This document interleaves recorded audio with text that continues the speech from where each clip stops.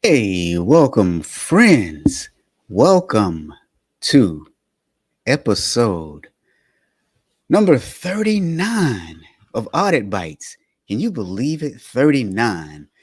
Now, today we're going to talk about Taylor Swift and, well, why she should have been an internal auditor. We're going to talk about Taylor Swift and why she should have been an internal auditor. Now, I know what you're thinking. I know what you're thinking. Here's Rob again with another crazy topic that he's going to somehow tie back to auditing. And if that's what you're thinking, you're right. Hey, Bonita Lee is here, and Bonita knows. Sometimes I have these crazy thoughts that I just have to share with people. Bonita, you want to hear why Taylor Swift should have been an auditor? Do you want to hear why Taylor Swift should have been an auditor? Okay, listen. In all seriousness, that's right, you heard me. Taylor Swift should have been an auditor. When it comes to making business decisions, I think none can argue that, well, she makes some pretty good ones. She makes some pretty doggone good business decisions. In 2021, the pop star was approached by the now bankrupt cryptocurrency exchange FTX. And what they wanted to do is they wanted to pay her $100 million for a sponsorship deal that would have involved using NFTs, non fungible tokens, to sell her tickets. Now, I don't know about you guys, but $100 million is quite a lot of money. No one has ever offered me $100 million to do anything. However, if there is someone out there who wants to offer me $100 million to do something, give me a call. Let's talk. But they offered her $100 million. But the talks fizzled out just months before FTX collapsed. So, for those of you who don't know, FTX was a cryptocurrency exchange that went under and lost many of its investors billions of dollars. They struck deals with a lot of celebrities: Tom Brady, Gisele Bundchen, tennis star Naomi Osaka, basketball players Shaquille O'Neal, and Steph Curry, just to name a few. So that makes you wonder, why in the world didn't Taylor Swift fall victim to this scam? Why in the world didn't Taylor Swift fall victim to this scam? Okay, so let me just tell you, Bonita says, $100 million. That's right, Bonita. I said $100 million. Yep. I think it is a big celebrity scandal, Bonita. I really do think it is a big celebrity scandal. Now, for those of you listening on the podcasting platforms, whether that be Apple, Spotify, Google, Amazon, we do this show live on LinkedIn and on YouTube. So do me a favor, while you're on your favorite podcasting platform, give us a 5-star review. And if you're listening on LinkedIn or Google, go over to your favorite podcasting platform and give us a 5-star review, because who else is talking about auditing and Taylor Swift simultaneously? No one. I understand that. No one is doing that. So go give me a 5-star review and refer this to all of your friends. Now back to the story at hand. You're probably wondering why she didn't fall victim to this. So now, before I tell you what she actually did, let me tell you that the celebrities who did endorse it are being sued. And you'll have to forgive me one moment because I got to find the exact dollar amount. Oh, wait a minute. They are being sued for $5 billion. So investors are suing these hooks to the tune of $5 billion. That is insane. So the question still remains, how did Taylor Swift not fall prey to this? So listen, the lawyers who are working on behalf of the investors and suing the celebrities, during the legal process of discovery, they got a lot of documentation. And in that documentation, they found some interesting things related to Taylor Swift. Apparently, in the discovery documents, they saw that she asked FTX one question, one simple question. She asked them one question. And when she asked that one question, well, I guess the answer gave her all that she needed to know because Taylor Swift did not invest in FTX. Now, anybody want to know what that question was? Does anyone want to know what the question was that Taylor Swift asked FTX? Anybody want to know? Drop it into the chat for me if you want to know. Send me some emojis, do something to let me know that you're listening and you want to know exactly what Taylor Swift asked FTX in order to not get caught up in that scandal. Now, my man Clarence is here. Love it when Clarence is here. He says, sometimes people with a lot of money are greedy. I agree. Sometimes people with no money are greedy. Okay. Now, Benita's raising her hand. She wants to know what the question was that Taylor Swift asked FTX so that she could avoid getting caught up in this scandal. Okay, so here it is. The question that she asked was, can you tell me that these are not unregistered securities? Can you tell me that these are not unregistered securities? I know. That was somewhat anticlimactic, right? You expected some big blowout. But here's one of the big lessons that we can learn from this. Sometimes asking a simple question can save the day. Sometimes asking a simple question can save the day. Now, let me explain the significance of this question before we go any further, right? Let me explain the significance of this question. There is a such thing as registered securities, which are registered on a stock exchange, NASDAQ, New York Stock Exchange, etc. And then there are unregistered securities. Now, in theory, unregistered securities pose more risk than registered securities. And if you are playing it safe, you want to go with a registered security. Now, this is not financial advice that I'm giving you because obviously you would still want to do further due diligence before you buy any stock. However, her risk tolerance and her risk threshold would not allow her to purchase unregistered securities or to endorse unregistered securities. Now, a simple question, right? It sounds like a simple question, but today, what I have are 5 points as to why Taylor Swift should have been an auditor. And those 5 points are going to be what make us good auditors, especially when it comes to due diligence. Now, here's the thing. We see in this example that Taylor Swift obviously Taylor Swift did a very good job of doing her due diligence. Now, when it comes to your organizations, one of your best advocates for doing due diligence is your internal auditing department. Now, unfortunately, many organizations don't use us in that capacity. Now, why is that? I think they don't use us in that capacity because they don't know that that is one of the tools in our wheelhouse. Now, with this being International Internal Audit Awareness Month, here's what I'm asking you. Does your organization know that you can provide very good due diligence services? Does your organization know that you can provide very good due diligence services? Now, I would venture to guess that for most of us, the answer is no. For most of us, our organizations don't have a full understanding of what it is that we can actually do for them.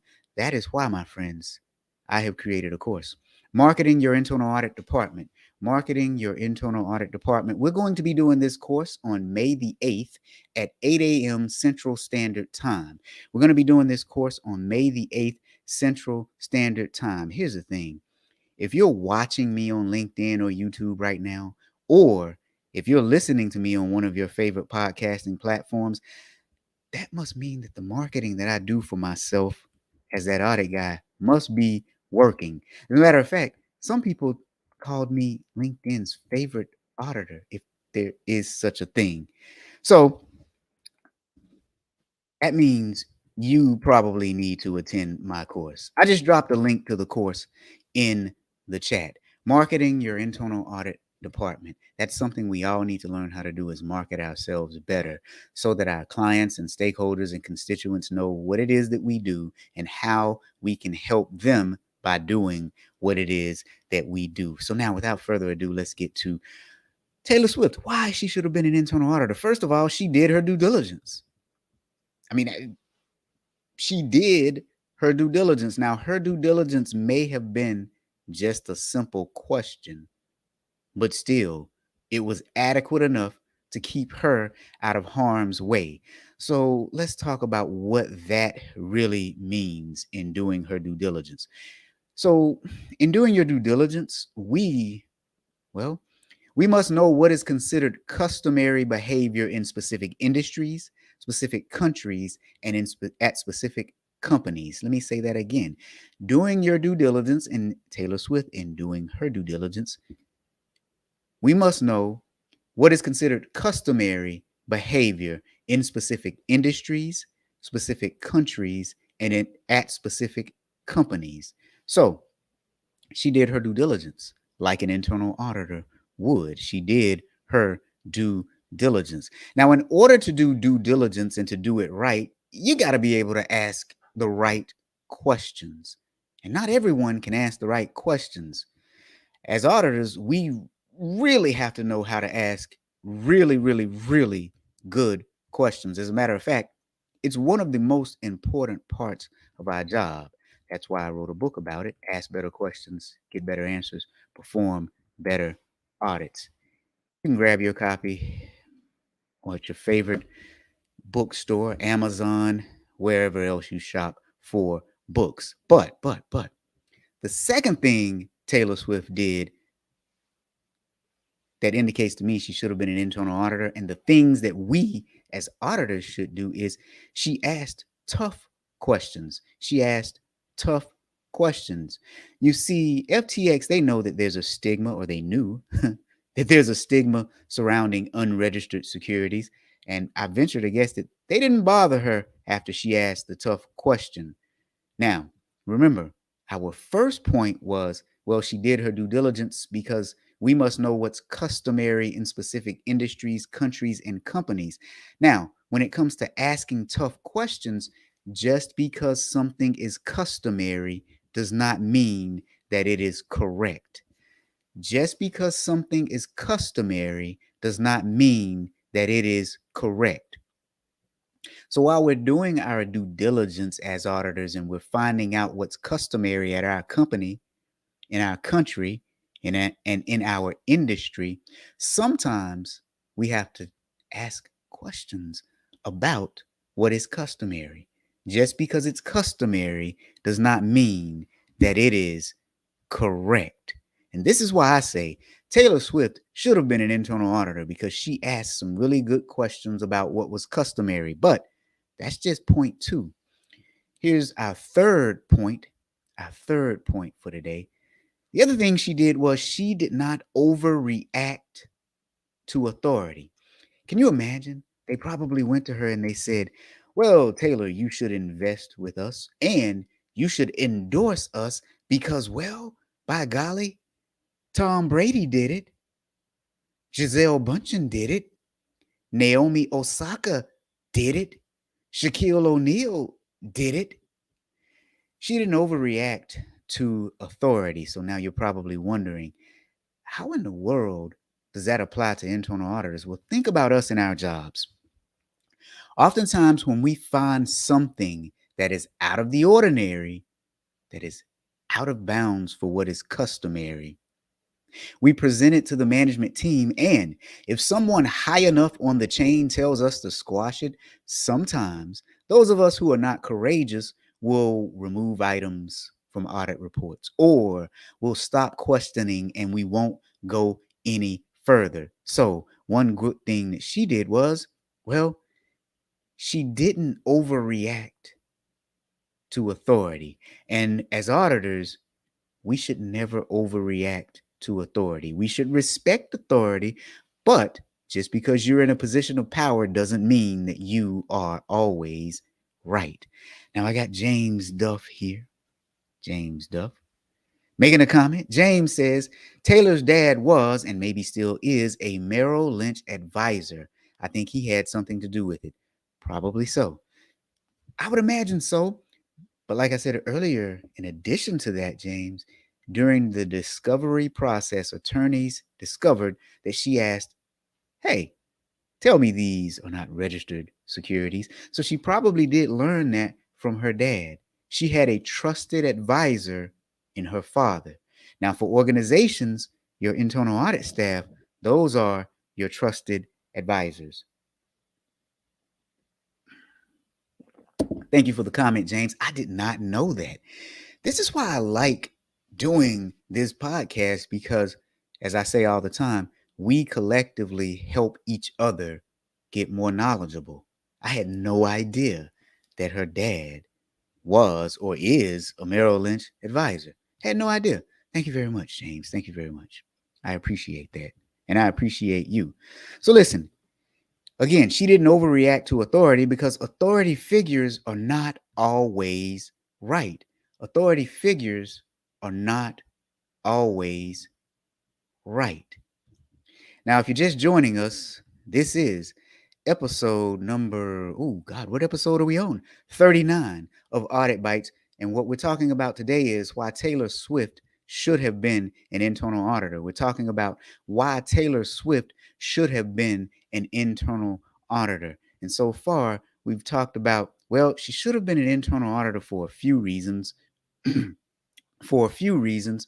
The first of which was, well, she did her due diligence when faced with a challenging situation. She also asked very tough questions. And the third thing is, she did not overreact to authority. She did not overreact to authority. Now, James has just told us that her dad was at one point a Merrill Lynch advisor. And what I said was she had a good trusted advisor in her corner, which brings me to my fourth point.